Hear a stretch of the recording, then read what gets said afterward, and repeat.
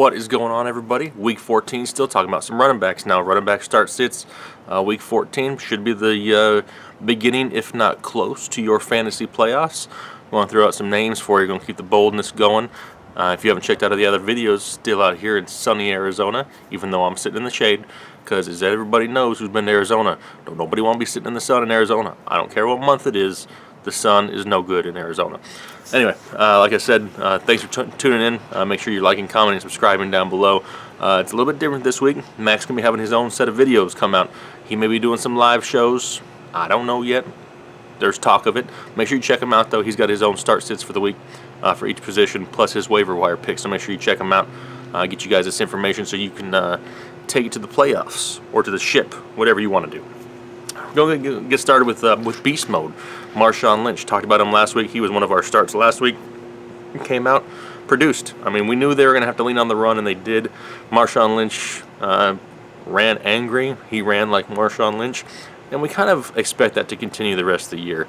Marshawn Lynch is a great talent, obviously. He wasn't getting the touches at the beginning of the year, and because of that, wasn't really producing a whole lot. Well, now he's getting the touches, and he's doing something with it. He's scoring touchdowns. He's having fun. He's playing angry, and that's how you want Marshawn Lynch to be. Got a decent matchup. They're going to be in Kansas City. Kansas City all of a sudden wanted to play football again. They realized that the first month of the season was a fairy tale. They took the rest of it off, and now all of a sudden they're having to play catch-up. But they look great. But you know what? Going to Arrowhead, Derek Carr could struggle with the passing game. They may lean on Marshawn Lynch again. So make sure Marshawn Lynch is a fixture in your lineup. I'm going to say going forward, at least for the next few weeks, with the usage he's getting, he's definitely going to be valuable to you, especially here come playoff time. Let's talk about Lat Murray. He looks great. I mean, he looks a lot better than he did in Oakland. He's not just scoring touchdowns. He's breaking big runs. He's playing with energy. The team itself, I mean, Minnesota is just on fire. Whatever they want to do, they figure out a way to get it done. McKinnon wasn't as involved as much again. McKinnon did score a touchdown, but I think that kind of had a little bit to do with being home in his hometown and wanted to give him a little bit of some love, give him some touchdown glory there. I don't see a whole lot of that going forward. Really starting to fade on McKinnon a little bit. The workload's just not there to support it, and Murray's doing great with what he's getting. So if you got Lat Murray, he's going to be in Carolina. Carolina's, you know, pass D isn't horrible. I do like the Minnesota. What's going on? Some dogs going crazy back over here. Good thing I'm on a lake and they can't swim to me. Anyway, Lat Murray going to be in Carolina. It's going to be one of those games where they're going to continue to lean on him. He's going to get 20 touches this game, and he's producing with it. That's exactly what you want come fantasy time. You want the touches, and he's going to get the touches, and he's going to produce for you. So make sure Lat Murray's in your lineup. What about another Murray, though? Let's talk about Demarco Murray. This guy had a lot of high expectations, and he's been on the sit list probably more than most running backs this season, and he's going to make it again. He's going to stay on the sit list. He's just not reliable. We need him to produce a little bit more than what he's doing, and he's just not consistent. And come playoff time, consistency is exactly what you need. The last thing you need to do is take a huge risk, you know, week 14 in the fantasy playoffs, and you're watching the rest of the games from the couch. So don't trust Demarco Murray. I don't care who he's playing. He could be playing, you know, the high school down the street from here. I'm not starting Demarco Murray. He's going against Arizona. I mean, Arizona has nothing to really play for him. They're not in the playoff hunt. But their run D is decent. It's not great. It's decent.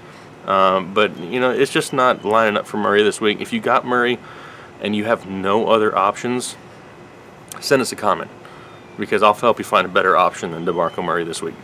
What about Rex Burkhead? Rex Burkhead has turned into a must-start fantasy asset all of a sudden, and he's available in a lot of leagues.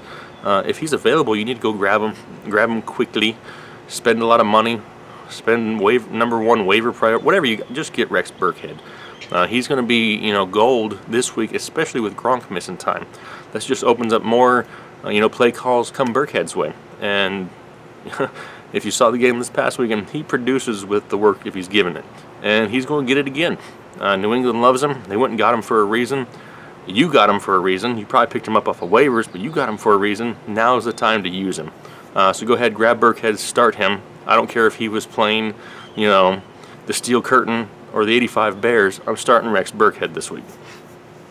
And then lastly, I'm going to be a little bold on this one. This one's going to shock some of you guys, especially the ones in the playoffs. I'm going to talk about Leonard Fournette. I'm going to sit Leonard Fournette this week, which I know sounds a little crazy. He probably carried you the majority of the way. But Leonard Fournette, this week they're going to be playing at home against Seattle. Yes, I know, Seattle's defense is not what it was, but Seattle played pretty good this week. They looked pretty good against Philadelphia. They shut that Philadelphia Eagle offense, you know, down. Yes, there was a few busted plays that resulted in some points for Philadelphia, but that defense was playing motivated again, and that front seven is by far one of the best in football. Leonard Fournette, you know, isn't really known for his huge breakability, but to me it's a risk, and I don't want to take that risk this week. Leonard Fournette's going to make my sit list. If you have any questions about that, feel free to comment below. We can debate that. I know that's kind of hard for some of you guys to swallow if you got him because you've relied on him, but now is not the time to rely. Make sure you guys are commenting below, liking it, subscribing to the channel. I appreciate you guys putting up with the differences here. Like I said, it's a different background, different scenario, individual videos, but hey, you know, you gotta be agile, right? You kind of gotta adapt. We're adapting because of the holiday season. I gotta travel too, just like everybody else does. But we appreciate you guys tuning in. Once again, thank you for all the support. Make sure you're checking out Mac's videos. Comment below, like them, subscribe to them, whatever. Positive feedback, negative feedback, we're all here for it. We appreciate you guys, and we wouldn't be where we are without you. So make sure you guys are having a good rest of your week, and we'll be talking to you later. Thanks.